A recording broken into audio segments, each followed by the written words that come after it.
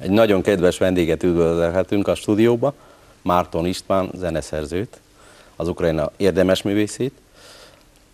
Abból az apropóból, hogy nem olyan régen egy bomba sikerrel zárult egy hangverseny, ahol bemutatták a Márton István liturgikus szerzeményét, ami majdnem 50 éve ezelőtt lett megírva, és fantasztikus sikerrel előadva a Filharmonia Együttes, szóval a kamarakórus és a kamarazenekar előadásában.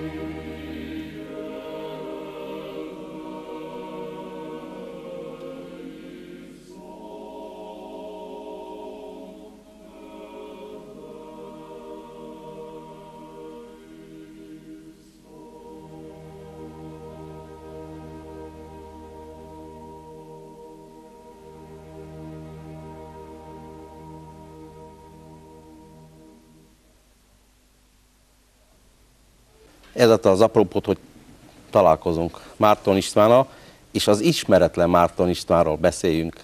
Arról, amiről nem tudunk. Ami el lett hallgatva, meg hiányos a zeneszerző biográfia, szóval a életrajza. 65-ben nagyon boldogan megvettem a zenei lexikont, és minden kollégámnak mutattam, hogy a Földi Márton István is benne van. És itt akkor azt olvashattuk, hogy Márton István, kárpát-ukrajnai magyar zeneszerző. 1923-ban született.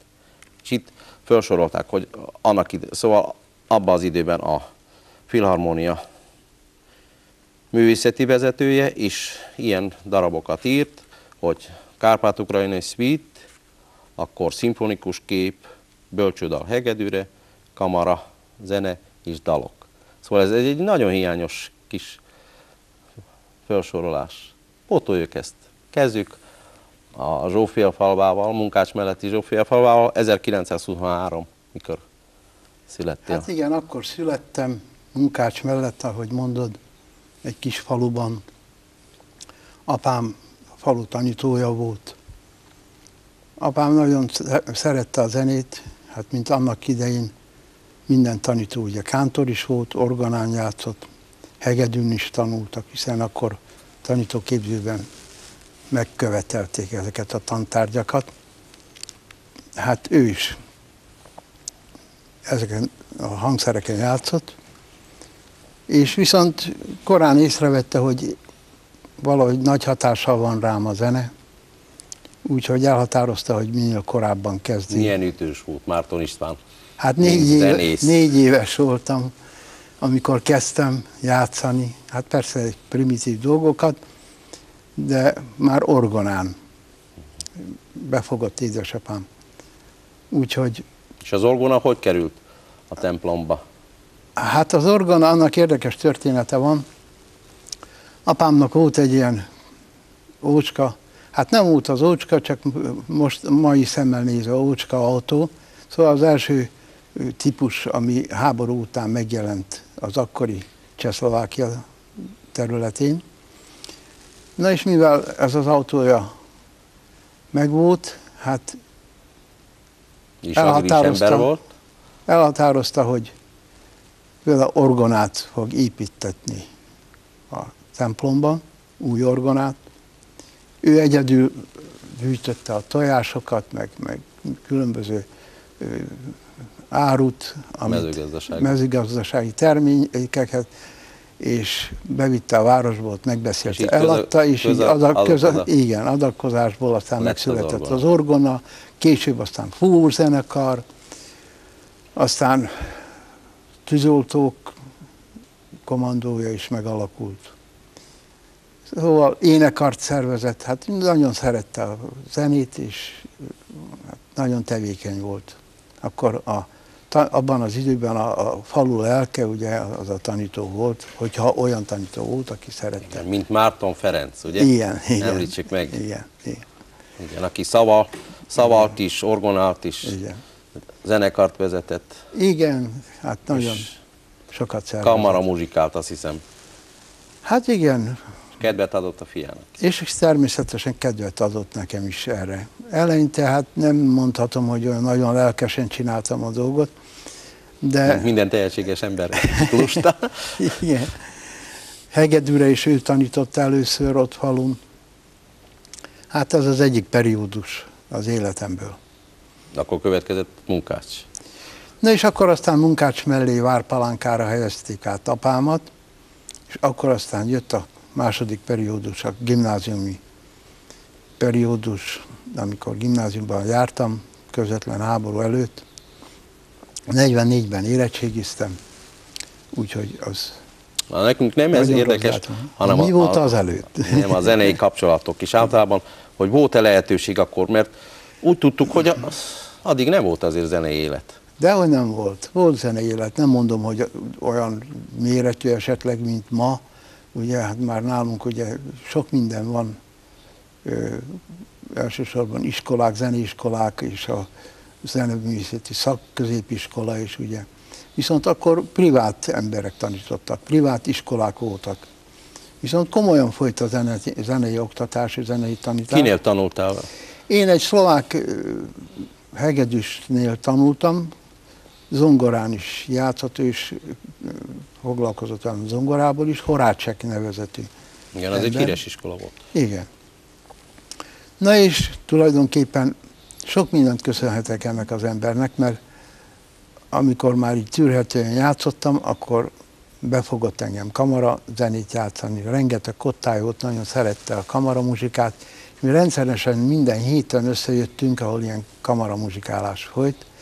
Hát ugye a közönség is olyan kamaraközönség volt, az ismerősök, meg nem tudom, olyan családi szervezet volt ez a... Viszont a zeneismerettséghez egy nagyon jó alkalom. Igen, igen. Hát egy tejan mellett ugye ott hallgatták a zenét, és mi pedig még természetesen, hogyha valamelyik helyen belesültünk, hát akkor újra kezdtük a dolgot. Szóval ilyen családias házi... De viszont volt lehetőség sok zenével ismerkedni. Igen, házi muzsikával. És lapról olvasni, ami egy nagyon fontos dolog egy hát zenésznek. Igen, hát ezt neki köszönhetem, aminek nagy hasznát vettem, mert aztán később, mivel jól olvastam lapról, hát bizony sok munkám akadt. Sokan akarták, hogy én kísérjem őket itt végig a zenés szakközépiskolába különösen. Az Árpád Ferenc gimnáziumban volt azért ilyen együttes, amivel foglalkoztál, ahol kamatoztathattad? Igen, volt, mert ugye mondom, privát iskolák voltak, hát kinél tanult, de viszont össze lehetett szedni annyi embert, vonósok voltak ugye főleg, hogy egy ilyen kamarazenekar alakulhatott. Én azt megszerveztem, és mivel nem volt más ember ott a tanárok között, hát én foglalkoztam ezzel. Voltak ilyen ambícióid? Igen, úgyhogy volt egy kis kamarazenekarunk. És mi volt a terv további? Azért gondoltál, hogy profi zenész leszel? Hát én mindig úgy éreztem, hogy profi zenész leszek. Hát ugye abban az időben, a második világháború előtti korszakban, akkor már én nagyon gyakran voltam Pesten, amikor csak tehettem, húsvéti vakációra, karácsonyi vakációra, a rokonoknál elhelyezkedtem ott Pesten, és jártam a rengeteg koncertet, már a zeneművészeti főiskolára is bejártam, mint zeneszerző, akkor már írtam az első darabjaimat, azt be is mutattam. Igen, szóval ez az egyházi zene akkor íródott? Akkor kezdődött, igen, és 44-ben íródott, és akkor közben jött az a háború. Tudom, hogy az Ave Maria az még 42-ből. Az 42-ből, igen. És utána, a háború után, aztán befejeztem 45-ben. Igen, a nézők is majd meghallgatják a zenét, és meg tudják állapítani, hogy ez egy egész európai zene, hát, modern harmóniával, és Márton István már akkor ilyesmit tudott írni egy 20 éves fejjel? Hát már akkor sok zenét hallgattam, és különböző zenéket, úgyhogy mai szemmel nézve ez már nem olyan túl merész, modern darab, de viszont értem, abban az időben... Abban az időben ez nagyon szép zene. Hát igen. Most is megcsodálják, és nagy sikere volt a darabnak. Hát, ez azt mondja, hogy akkor abban az időben már Márton is egy ígéretes tehetség volt, és mi gátolta meg aztán a zenei karrieredet? Hát tulajdonképpen úgy hozta a sors, ugye, hogy ez a háború lezajlott, hát háború után aztán teljesen más típusú élet kezdődött, akkor szervezték az első zeneiskolákat, szimfonikus zenekart, műkedvelő zenekart, én szerveztem ottan. Emlékszem, hogy mikor adást készítettünk a Munkácsi szimfonikus zenekarról, a műkedvelő szimfonikus zenekarról, akkor szóval volt róla szó, hogy az igazgató, a Spitzer Manó bácsi, és Márton István voltak azok, akik ott voltak a bölcsőnél. Igen. Azok ringatták ezt gyereket. Hát azt hiszem, hogy ott volt akkor alkalom a színháznak is írni zenét, mert a Munkácsi Színház akkor már...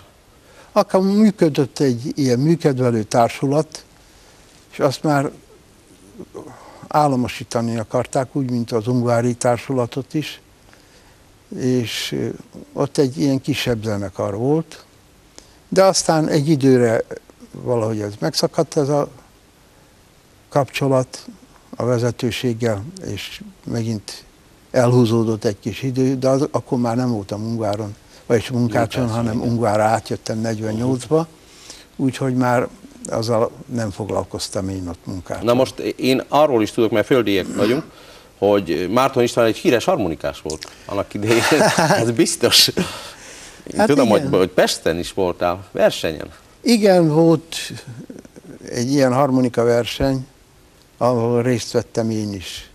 És mit adtál elő? Hát előadtam egy saját darabomat, ilyen virtuóz keringőt, és hogy mit még, arra már nem emlékszem. Csak szintén.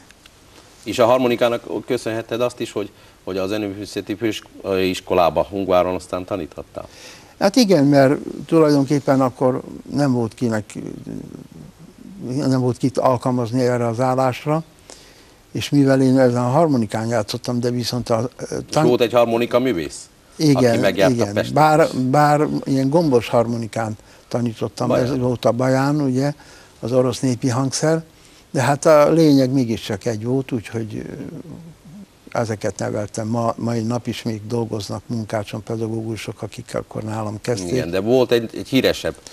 Na hát növendék. volt egy nagyon jó növendékem volt, Stankovics Zsenya, ahogy mindenki ismeri. Most már nagy nevű zeneszerző, Ukrajna legjobb zeneszerzők között van. Ja. Na hát az is nálam kezdte. De aztán én láttam, Harmonikán? Igen, harmonikán. Azt láttam, hogy milyen tehetséges fiú. És Márton István szerzett egy csellót, Igen.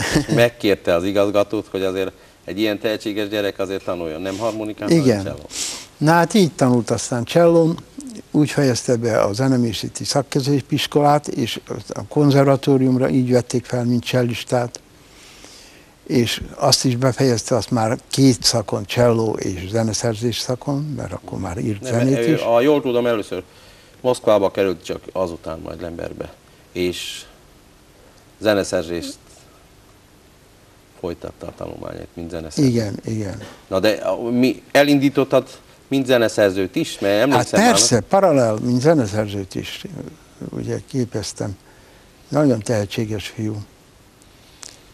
Na most, egy nagyon elit társaság volt a tanárok közt. Erről légy szíves beszélj. Hát elsősorban ugye kit kell említenem? Zádort, aki igazgató egy volt. képzett, nagy tudású ember, Dezső. Zádor Dezső, aki Prágában tanult, ott végezte a konzervatóriumot, A Zeneakadémiát. a Zeneakadémiát.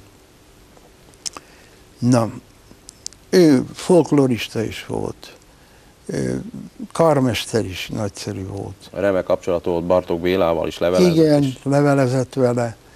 Na és ugye háború után szintén hazajött Ungvárra, és folytatta a munkáját. Itten, mint tanár, zenetanár, zongorista.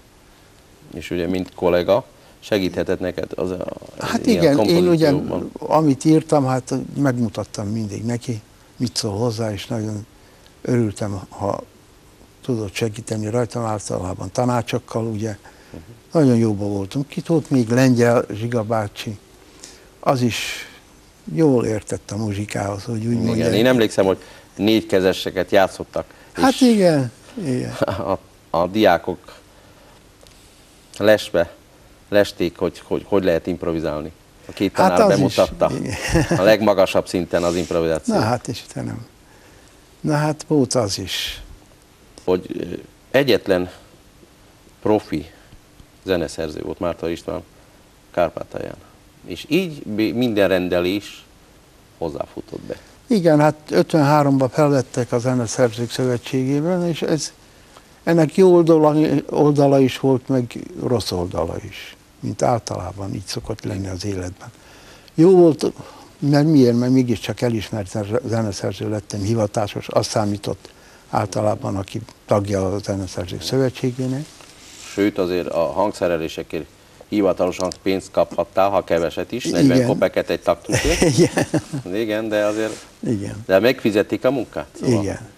Na de ugyanakkor És rengeteg... hébe-hóba volt rendelés is, ugye? Igen, de társadalmi munka az akadt elég, ugye, sok zsűrizés, meg minden, befogtak mindenhova. Jártuk. Márton István nélkül nem volt egy zsűri se. Igen, hát akkor fiatalabb voltam, hát bírtam és győztem azokat a hideg termeket, amit télen át ugye elszenvedtünk.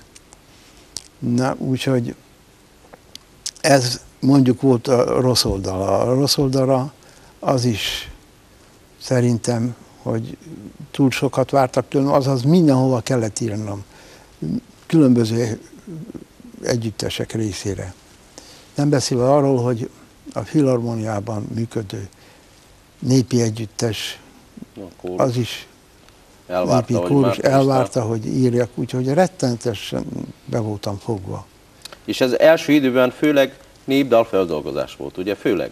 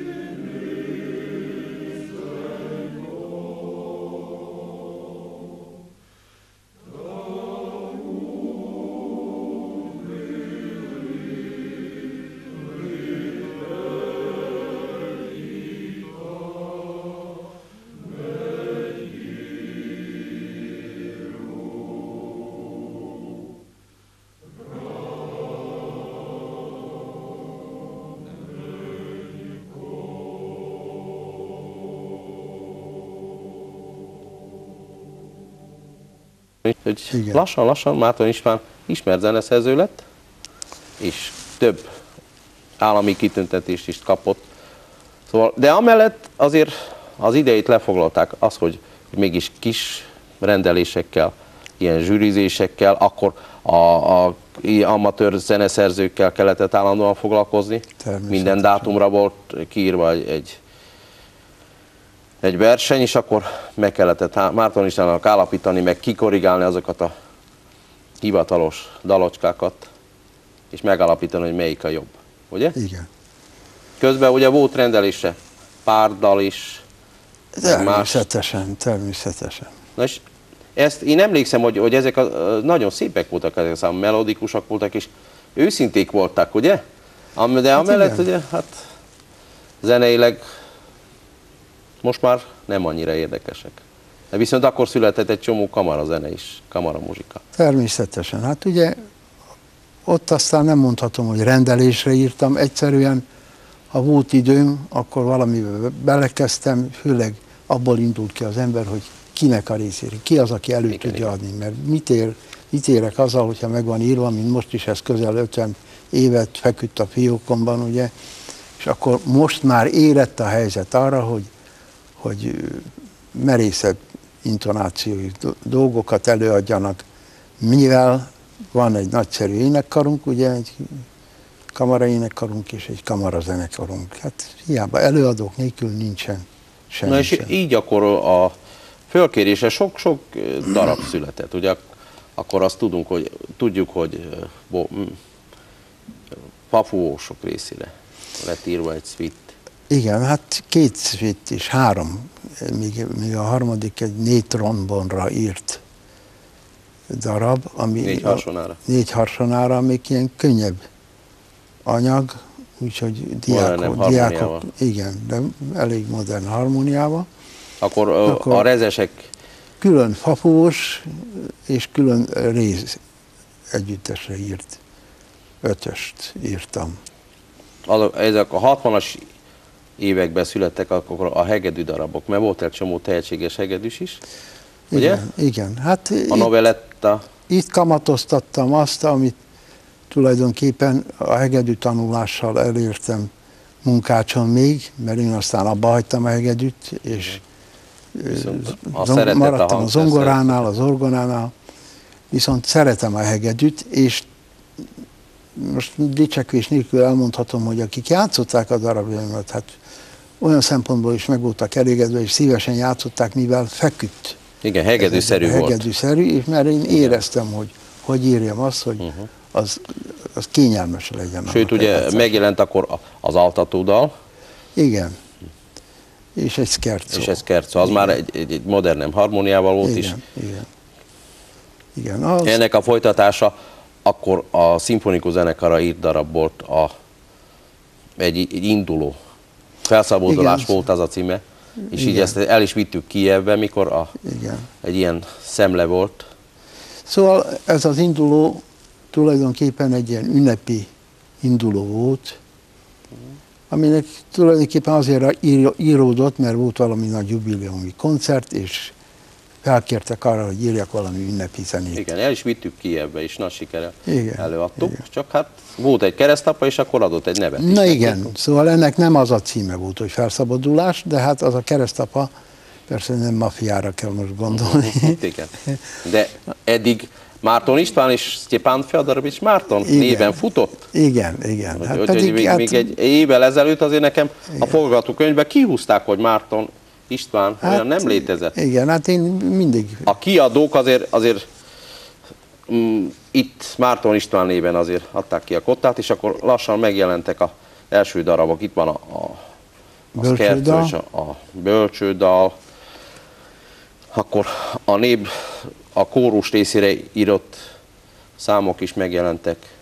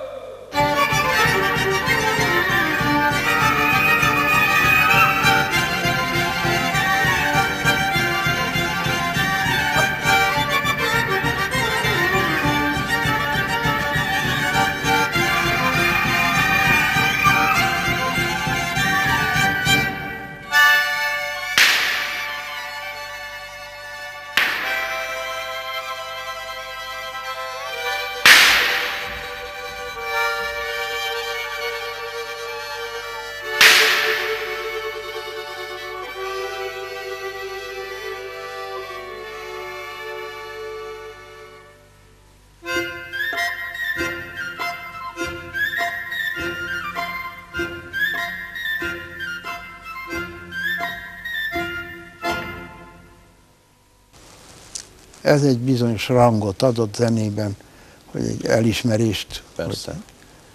Hát, megjelenhetél minden kongresszuson. Igen, és óriási jelentősége volt az, hogy mégiscsak az állam nagyon sokat áldozott a zeneszerzők munkálkodására. Igen. Ebből nem sokat kaptál. Hát tegyük fel, aki ott volt a húsos fazéknál, persze, hát az sajnos ebből nem sokat kaptál. Nem? De viszont rengeteg lehetőségem volt, különösen az elején, mint fiatalembernek utazni Moszkvába, mert már tagja voltam a Zeneszerző Szövetségének, és akkor finanszírozták az egészet, az utat, mindent, az ellátást. És akkor nagyon sokat Hallgattattál jártam, más zenét is? bemutattam ottan a műveimet. Kabalevszkinek, Fere zeneszerző, sok más zeneszerző is hallgatta a dolgot is. Ugye megbírálták, segítettek, tanácsot adtak. Vagy esetleg meggátoltak? De hát volt olyan is, ugye, hogy nagyon későn jöttem rá, amikor megmondták, hogy nagy ellenségem volt, és megfékezte a tevékenységemet. Hát ilyesmi is, hát ez természetes dolog, hogy ez is van. Na, de lényegében sokat adott. És ki volt ez a jó akarod?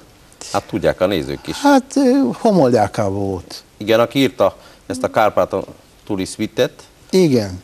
és neki is egy konkurencia volt a Márton István, aki sokkal jobban ismerte azért a Igen, kárpátaljai zenét, és a lelkét közelebb érezte, mint egy zeneszerző, aki felhasználta a szép melódiákat is. Igen, hát ő felhasználta a témákat, ugye azok népi témák voltak, de én úgy jellemeztem őket, és valahol elmondtam egy társaságba, hogy úgy néz ki, mintha mikor egy hegyi lakó frakba öltözik. Az a hegyi lakó, aki bocskorban jár, és ugye havasi körtöt használ, meg nem tudom mi, ezeket a hangszereket. Tehát egy kicsit ilyen ellentmondó zene volt, mert a téma az mondjuk kárpátaljai téma volt, de viszont a hozzáállás és a feldolgozása annak a témának, az pedig olyan klasszikus hangzású darabnak. Na és ez a fülübe jutott, és akkor ezt nehezen tudtam megbocsátani nekem. Pityuba, annak idején sokat tettél a magyarságért. Hát, egész biztos. Amennyit tehettem, ugye? Hát. Avval kezdődött még munkácson, a gimnáziumban, és azt folytatódott már háború után is, ugye? Természetes. Emlékszem, az 50 éves jubileumi koncerteken elő lett adva a Petőfi Sándor műveiből komponált Igen. dalok. Igen. Azon kívül? Hát ugye Petőfitől Megy a jó el szamáron, azt írtam meg. Búsulnak a virágok. Búsulnak a virágok. Népdalfeldolgozásokat. Szóval én, amikor valahol szerepeltünk ilyen közös koncerten, nem csak szerzői estem, mindig igyekeztem, hogy valami legalább egy vagy két darab legyen magyar tőlem. Ezt az egy-két darabot meg is engedték, ha Petőfi Sándorról volt szó. Hát persze, hogy megengedték. Megengedték. Akkor most, mikor megalakult a Filharmoniában a kamara együttes, akkor egy nagyon jó húzás volt, hogy Márton István lett a művészeti vezetője, mert magyar ember lévén azért ő a legjobban értett az ilyesmihez is. Ízlése szerint formálta a repertoárt. Erről légy szíves. Szóval a kamara együttesünkről? A kamara együttes. Magyar kamara együttes.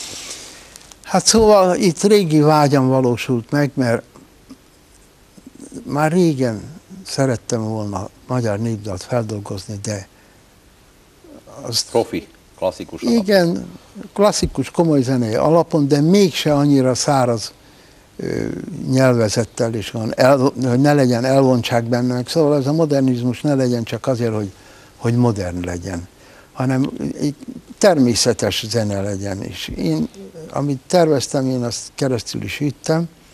Induláskor egy nagyon jó előadógárda volt. Igen. Na és emlékszem, hogy még az első évben az együttes elment Cserkászéba, és akkor annyira tetszett a zsűrinek a Márton földolgozások, hogy rögtön egy címet is kapott az együttes. Igen, szóval díjnyertes együttes lett, megkapta azt a nem tudom, a hanyadik helyet, és ez jól jött nekünk is. Viszont, kezdés meg lett könnyítve. Igen, meg lett könnyítve, na de viszont ugye... Mi volt a cél?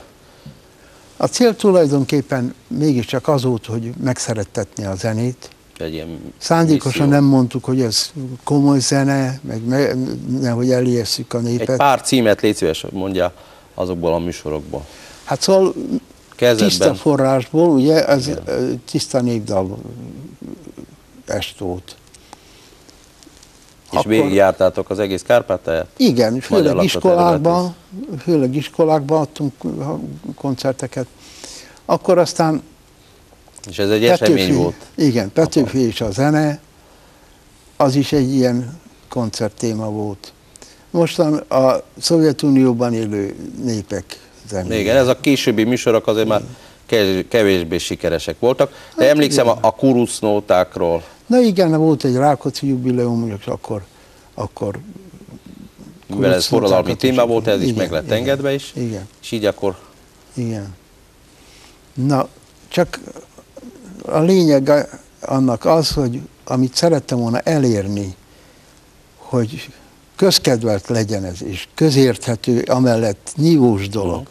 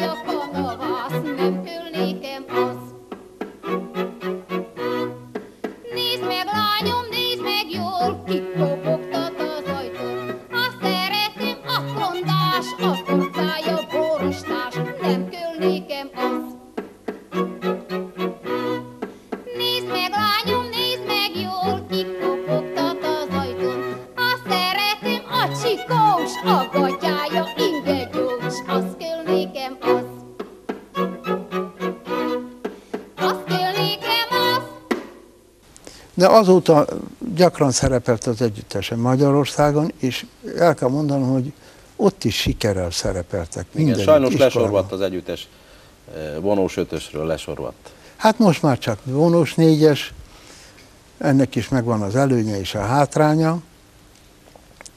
És beférünk egy buszba, annyi az előnye. Szóval jobban férünk el, az biztos, hogy ez az előnye. Na most akkor tudom, hogy mikor megalakult az Ungvári Kamarazenekar, akkor az is egy nagyon... Szóval már az is, hogy a zeneművészeti szakiskolában, mikor megalakult a kamarazenekar, akkor már mi is jöttünk Márton úrhoz, és kértük, hogy azért mi is kapjunk valami szép zenét. Hát igen, írtam én 2 divertimentót, aztán magyar szvittet, ahol az egész szvitt a magyar népi témára volt megírva. Akkor... Emlékszem, a klasszikus variációkkal nagyon sikeresen szerepeltünk. Igen, klasszikus variációk, az tulajdonképpen azért kapta ezt a nevet, mert a stílusa olyan volt, hogy olyan klasszikus zenéhez hasonló stílusban, tradicionális felépítésben a variáció sorozat. Hát ezért adtam ezt a nevet. Harcsály József vezényletével ez a kamarazenekar aztán elvitte ezt a darabot, meg az orgona darabot Kijevbe, ugye? Igen. És a Köztársasági Szemlén Díjat is nyertek a kamarazenekar. Igen. Na, akkor, mikor most arról is beszéljünk, hogy Ungváron a Filharmoniumban felállítottak egy orgonát. Igen. Márton István akkor is segített, hogy az orgona megszólaljon, és darabokat is írt. Milyen darabokat? Most már erre az új orgonára Bizony. célzó. Hát igen, akkor írtam a Passacaglia-t, vonózenekarra, orgonára és vonózenekarra. Igen. Azt tudom, hogy egy híres szovjet művésznek dedikáltad a kottát, és ő volt az első előadó. Igen, Gary Grodberg, moszkvai organista, aki szintén támogatott és buzdított, hogy írjak. És ő előadta már. Előadta, ugye, hogy látszik itt is a plakáton Moszkvában. És több szovjet. Több szovjet városban, sőt külföldön, Magyarországon is, Finnországban. Bocsánat. Hát elvitte sok helyre ezt a darabot. És azután Viszics Natália játszotta. Igen, Viszics az organistánk, aki egy kis orgonán kezdte itt Ungváron, amiknek külön egy nagyon érdekes téma, van. mindjárt arról is beszélünk. Igen. És ki lett adva, Moszkvába ki lett adva a másik orgonaműved is. A Toccata. A Toccata, szóval egy orgona szóló. Igen. Ezt a zenét is előadták máshol. Hol? Igen. Hát ez is, amerre járt Grodberg, hát mindenütt játszotta. Én arról tudok, hogy tavaly Budapesten a tavaszi fesztiválon is elő lett adva sikerrel. Igen, ott Máté keresztnevét hirtelen nem János. tudom. Máté János adta elő tavaszi fesztiválon a Kálvin téri templomban. Igen, és a műsorfüzetet láttam, hogy nagyon illusztris társaságban volt Márton István. Oda kerültem, ugye Bach mellé, meg Liszt mellé, úgyhogy hát nagyon rangos helyre kerültem a plakáton. Na, és apropó az orgona, te mint orgona tanár is Hát igen, mert részt vettél. Tulajdonképpen ez, akit említettünk most, a Visicset, az egy hölgyről van szó, Natália Viszics. Natália Viszics. Hát nálam kezdte az orgona tanulást, és akkor, mikor Kijevbe ment a konzervatóriumba tanulni, mert zongorista volt egyébként, folytatta tanulmányait, és akkor már mire elvégezte a konzervatóriumot, akkor mint zongorista is, és mint organista is Igen.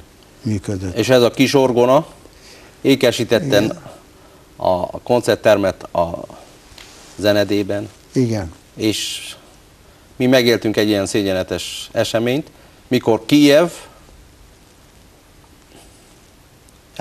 elvitte ezt az orgonát, Igen. és hát szóval meg is mondhatjuk, hogy kiről van szó. A Arsenyi Mikhailovich Kotlerevszky professzor megiratott egy ilyen szégyenletes cédulát, hogy Kárpátaljánnak nem kell ez az orgona, és így aztán el lett víve Kijevbe, Igen. és ott, mint gyakorló orgona, ott ki van állítva a Igen. Hát ez sajnálatos, koncertteremben. mert akkor, amikor még itt tanultak a tanítványom, több tanítványom volt, csak ez a Viszics az egyetlen, aki annál maradt az orgonánál. Hát azon a kis orgonán játszottak, ugye, de mégiscsak az alapokat megkapták azon, és volt mind játszani, volt mind gyakorolni. Azt hiszem, hogy még Handel muzsika is megszólalt igen. ezen az orgonán. Igen, munkahimnusza, vagy milyen címe van Handelnek Egy oratórium. Oratórium. Abból egy részletet adtunk elő, énekkarral, zenekarral, vonózenekarral és orgonával. Na hát nagyon sajnálom, én arról nem is tudtam, akkor talán azt hiszem, hogy nem is voltam ott, amikor szétszették az orgonát és elszállították Kijevbe. Viszont épült aztán egy nagy orgona nálunk. Igen. Csak ezt nem kárpotolja azt, hogy egy Zsófiafalvi orgona Kijevben Igen, van, hát az a baj. és nem keletett Kárpátaljának. Igen, hát sajnos, hogy így jött ki, de hát ilyen, ez elég Akkor, szégyenletes. mikor szóval a Ungvári Kamarazenekar részére is több darab készült, és egy szopránó és kamarazenekar szóló darabról szeretnék hallani. Igen, hát például engem akkor, ahogy már mondtam, inspirált sokszor a zeneszerzők kongresszusát hallva, sokszor kedvem kerekedett valami olyan dolgot írni, amit még itt nem írtunk, és szóval amennyire tellett erőnkből, hogy azt... És tehetségemből, és az előadóktól, hogy valami olyat teremtsünk, ami nívós dolog. De így született ez a kantáta, szóló, szoprán szólóra, vonós zenekarra. A címe Gondolatok a Lenin szobornál. És ez nagyon érdekes volt, mert már akkor nagyon merészen írta meg ezt Jurij Skrobinec, aki neves műfordító, ukrán költő, de rengeteg verset fordított ukránról, vagyis magyarról ukránra, és eredeti verse is vannak magyar nyelven. Elég az hozzá, hogy ezt a címet választotta, hogy Gondolatok egy szobornál, és ott bizony elég merész kritikai gondolatok jöttek már a költőnek eszébe, amit lefixált, és viszont én pedig, mint... És elég merészen lett megoldva harmóniailag. De és természetesen, hogy van az. Ja, igen, vonózenekar, és 2 vadászkürtre írtam még akkor volt vadászkürtösünk is. Úgyhogy azért lehetett írni érdekes dolgokat. Apropó, annak idején Skrobinecel együtt megjelentették a Bartók kottákat. Igen, az tulajdonképpen Magyarországról, nem tudom, a zenemű kiadótól jöttek, igen, hogy már ki, már nem emlékszem. És olyan céllal, hogy valami kapcsolat teremtődjön Magyarország és Kárpátalja között, közös kiadást adjanak, stb. Hát én ajánlottam azt, hogy Bartók egynemű karait, hogy azt fordítsák le ukránra, és viszont Magyarország részére pedig Leontovics feldolgozásokat ajánlotta. Az meg is jelent, viszont a jogot megvette Kanada, vagy mi, szóval a lényeg az, hogy úgy, ahogy megvették, el is tűnt rögtön ezek a Bartók kórusok. Viszont a zenészek hálásak, hogy van egy ilyen kotta is. Hát van, Márton is van, ebben is segített. Skrobinecel. Hát igen. Karöltve. Igen. Na most nagyon sok szép zene a műkedvelő együttesekhez került. Én emlékszem, hogy Ökörmezőből egy hiteles anyagból egy csodálatosan szép ilyen tánckompozíció lett. Na, Kecserci, az a címe. Igen. A Kicsera hegyén ilyesféle fordításban ilyen címe van.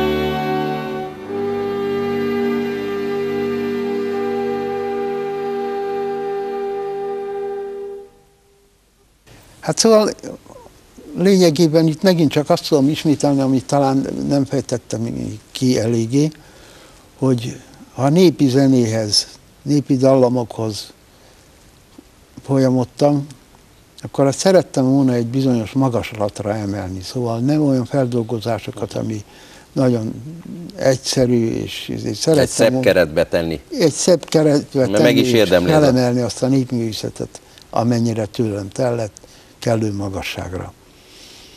Na, és ez sikerült is. Sokan elcsodálkoztak rajta, mert szokatlan dolog volt ez itt nálunk. Én emlékszem, hogy harmoniailag is érdekes volt, és sőt, problémák voltak a karmestereknek, mert volt azért modern megoldás. Igen, és szóval nehéz volt előadni, de viszont elő is adták, mégiscsak azért csak előre tört az ember. Ilyen balladákat írtam, amit már említetted, szintén, ami elég nehéz. Na most a magyar kórusuk részére írtál le zenét?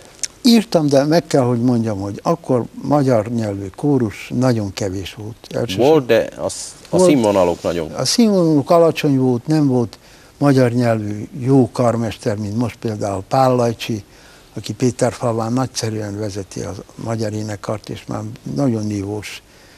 És most, neki is csak most adtam át egy fél éve, az egyik szvittemet, kórus szvittemet, Balla. Mikor lett megírva? Az a 60-as években lett megírva, és az is feküdt, még fekszik. Igen, modernebb. Igen, mert modernebb hangvételű dolog.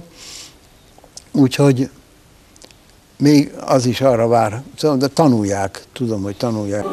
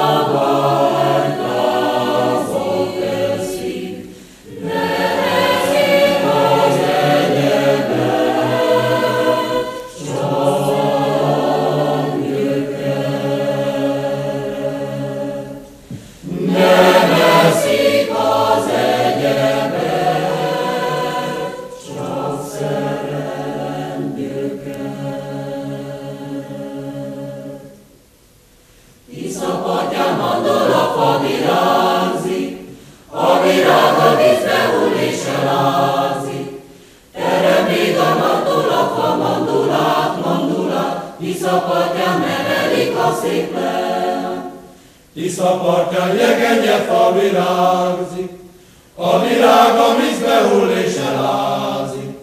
Terem még a jegenyefa, jegenyék, Tisza partján nevelik a szép legény. Terem még a jegenyefa, jegenyék, Tisza partján nevelik a szép legény. Balladákat írtam, amit már említetted, szintén, ami elég nehéz.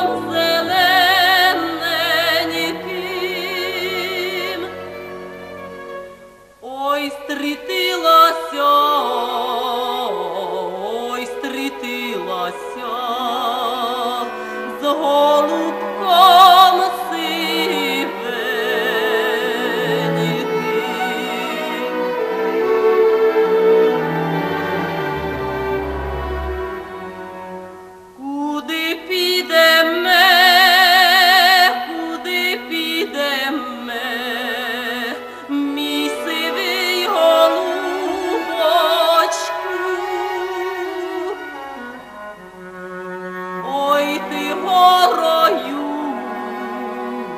а я другою,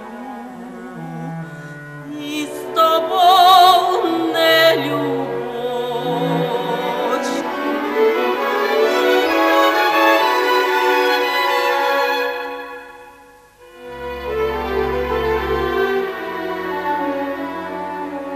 Де б де ме жити, де б де ме жити, мій сивий голубочку.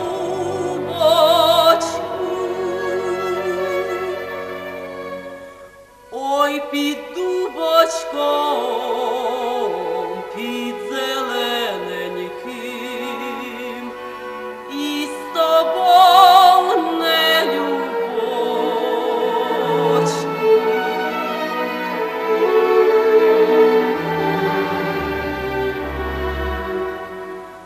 Що постели ме,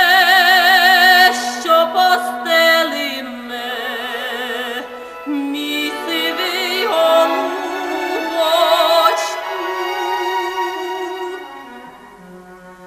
Ой, ти плахточку, а я пілочку, і з тобою не любочку.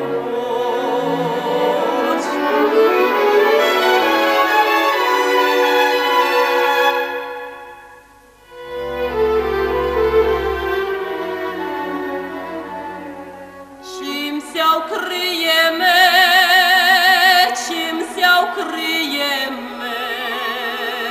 мій сивий голубочку.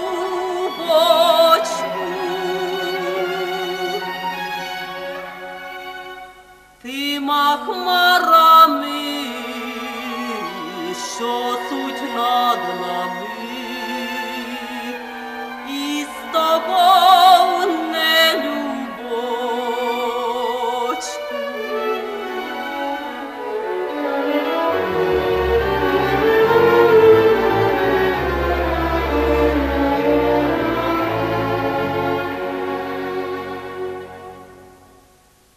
Бескидом ішла, недолю найшла, мій сивий голубочку.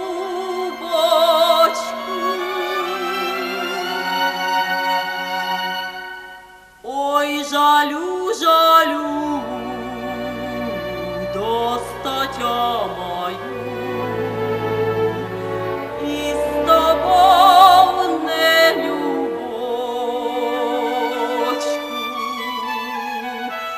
Ой, жалю, жалю, достатя маю, і з тобою не любочку.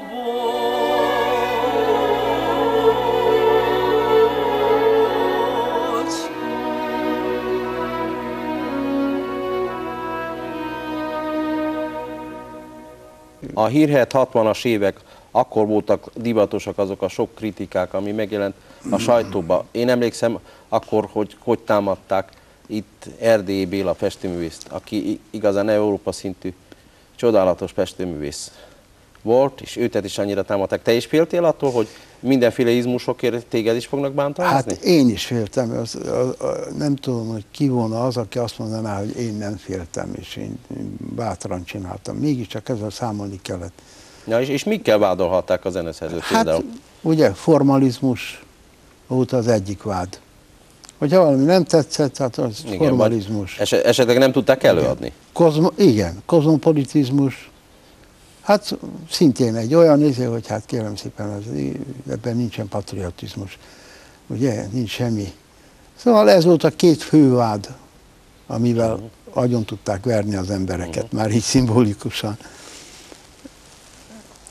Hát az embernek nagyon kellett vigyázni, hogy nehogy beleessen ebbe a Na de az utolsó időben azért ez enyhült egy kicsit. Hát természetes. És nagyon sikeres hegedűversenyt írtál. Igen. Milyen inspirációra? Igen.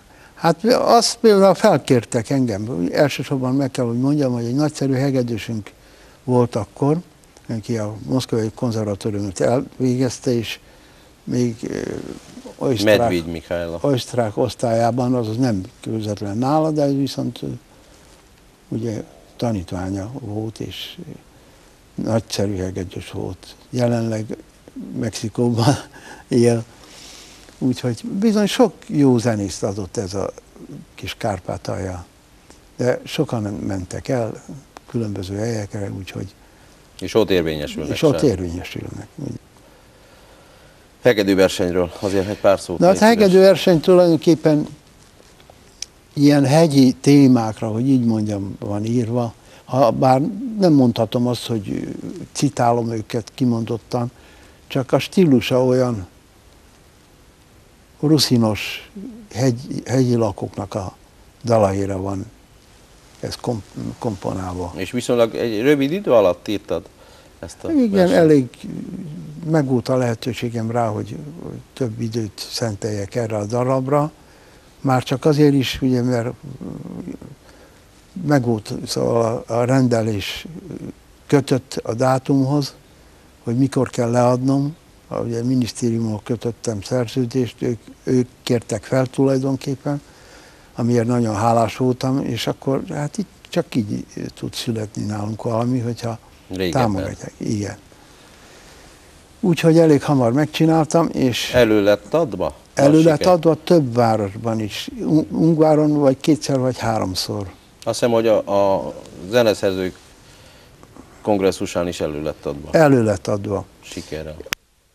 Nem olyan régen a tévében is be lett mutatva egy nagyon híres festőművész, Manelló Ferencnek írott darab, a Kárpátaljai Rapszódia. Hogy is jutottatok Skrobinec? Ez megint Skrobinec a költővel függ össze, az, aki mondom, a műfordító is. Az ő gondolata volt, hogy ez az ember megérdemli azt, hogy róla egy ilyen kantátát, vagy rapszódiának neveztük, aztán később írjunk, de neki szenteljük ennek az embernek. Tudniillik, ez a Manojló Fedor, hát úgy azt hiszem, Kárpátalját senki nem ismerte annyira alaposan, mint ő. Mindenhez értett, ahhoz, hogy varták egyes vidéken, tegyük fel a ruhájukat, mint régen ugye saját maguk készítették, hogy szőttek. Akkor a templomok építése, ugye ősrégi templomok vannak, és egy szeg nélkül ácsolt templomok. A templom súlya maga megakadályozza azt, hogy ott valami ilyen gerenda meglazulhasson. És ezeket a mintákat minden járásban másképp csinálták. Szóval mindenhez értett. Azon kívül, hogy nagy... Zenéhez is. Zenéhez is. Na, de mint folklorista inkább. Azt érdekes volt hallgatni, hogy énekelt, nem volt neki nagy hangja, de azt a stílust, amit sorok között... elő tudta adni. Igen, abba a stílusban. Ugye azt nehéz le is írni, és nem is lehet pontosan leírni.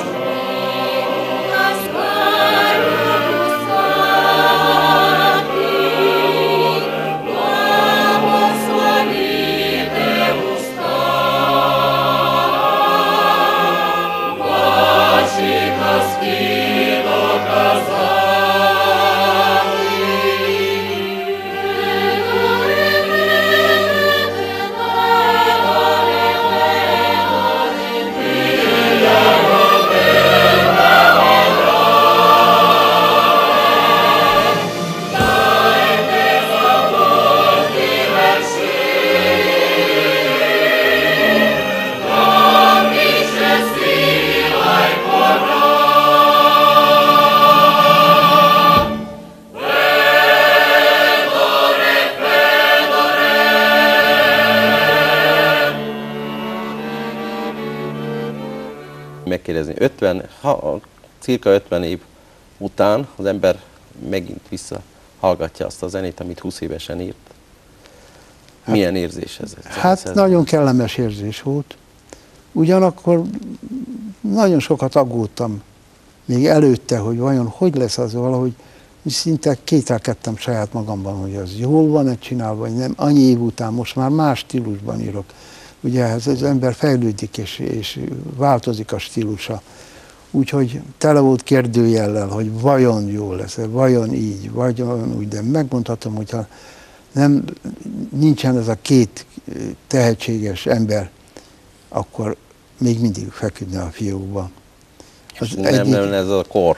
Igen, a Szakács fiú, Emil, az a kamarakórusnak a vezetője. Nagyszerű zenész, nagyszerű karmester.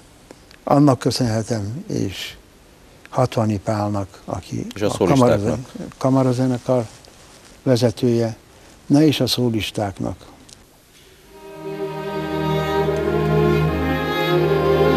Oh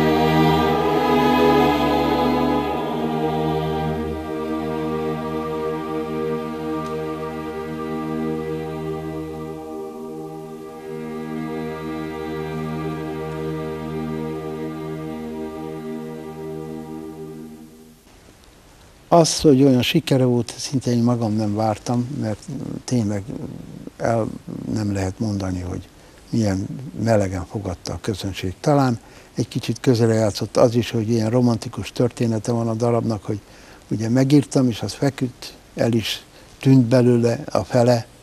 Viszont ha nem lett volna szép zene, és az nem lett volna ilyen sikere a darabnak. Úgyhogy ez szívből gratulálok, Hát és köszönöm. sok-sok sikert kívánok a zeneszerzőnek. Még több örömet hozni. amíg élünk, saját addig. magának is, a hallgatók részére.